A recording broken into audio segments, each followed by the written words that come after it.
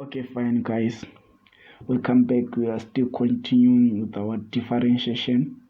So last time we looked at case number 1. So now we want to look at case number 2, that is differentiation of trig function, differentiation of trigonometric functions. Fine, guys. So we are simply saying to differentiate trig functions, we use PTA rule, where P is the power, T stands for trig, and A stands for algebra or argument. So we are simply saying that is we have to differentiate power, trig, algebra, and argument. So every time when you come up with the trig functions, when you differentiate the trig functions, you're supposed to make sure that you have differentiated power, trig, and algebra. That's all about. It's simple. So now let's look at basic derivatives. So I have the table there. It shows trig functions and also the derivative of a function.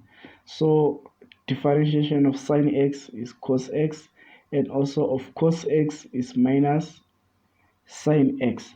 So note that when you differentiate something with co in trig function, the result is always a negative something that depends with the question that you have been asked there.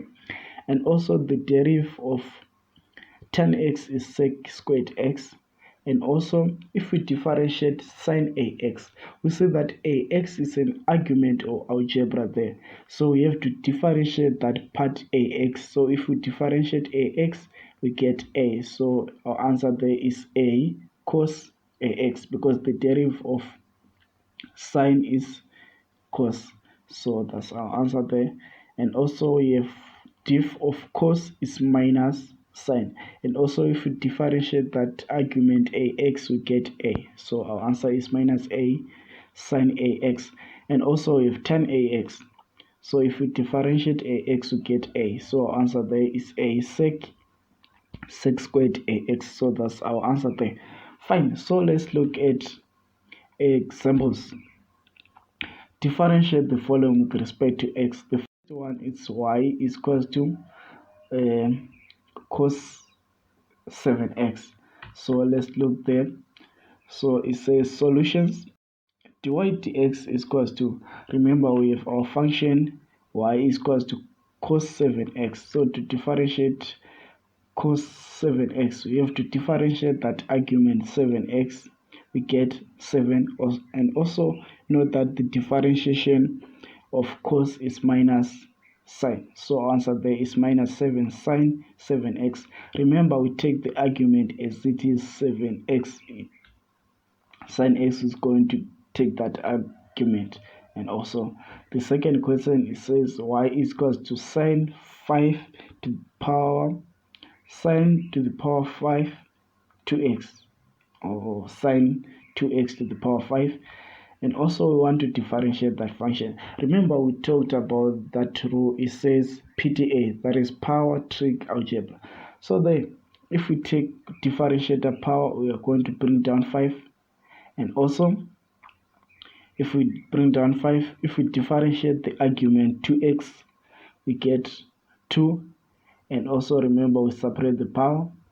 And also if we differentiate sine, we get cos. So remember now we have 5 times 2 sine to the power 5 minus 1 2x by cos 2x. So 5 by 2 is 10, and also sine 2x to the power 4 cos 2x. That's all about. Remember we have differentiate power and also trig and also algebra. Note that we have to differentiate those parts. And also with the last example, we say y is equals to tan open bracket 3x plus 1 to the power 5. So in order for us to get dy dx, remember we use PTA power, so bring down power, and also we take 1 from the power, so we differentiate our argument there. If we differentiate 3x, we get 3, and also 1 is in constant, so it's 0. So our answer there is 5 by 3 tan 5 minus 5 to the power tan 5 to the power minus 5 minus 1, in fact, sorry, and also 3x plus 1 pi. So if we differentiate our trig there, tan, we get sec squared. So we get sec 3x plus 1 squared.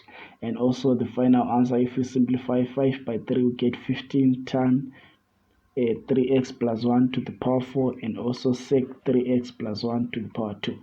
So that's the answer there. And also, guess what? I have the practice question there.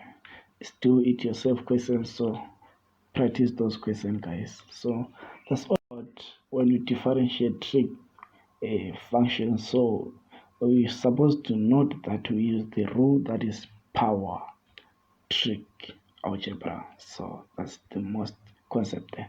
So watch out for my next video, that is case